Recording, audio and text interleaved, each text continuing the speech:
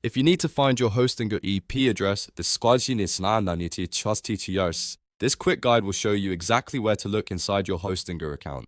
This is useful if you're connecting a domain, setting up DNS records, pointing a website to a server, or just checking your hosting details. The good news is that Hostinger makes it pretty easy once you know where to go. If this tutorial helps, make sure to hit like and subscribe for more simple how-to videos just like this. Now let's jump in.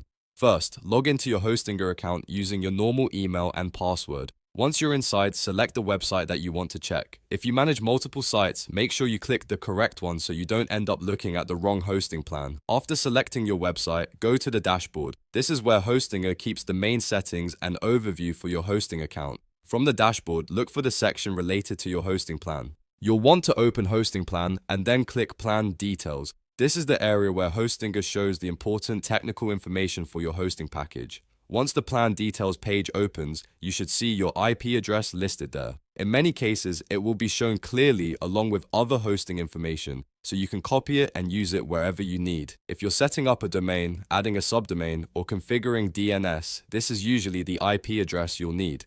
If you don't see it right away, take a moment to scroll through the plan details carefully because Hostinger sometimes places it alongside other server or account information.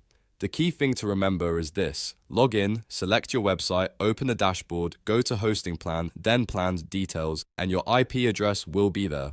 That's really all there is to it. Once you know this path, you can find the IP address anytime without wasting time searching through random menus. If this video was helpful, please give it a thumbs up and subscribe to the channel for more clear tutorials step by step. Thanks for watching and I'll see you in the next one.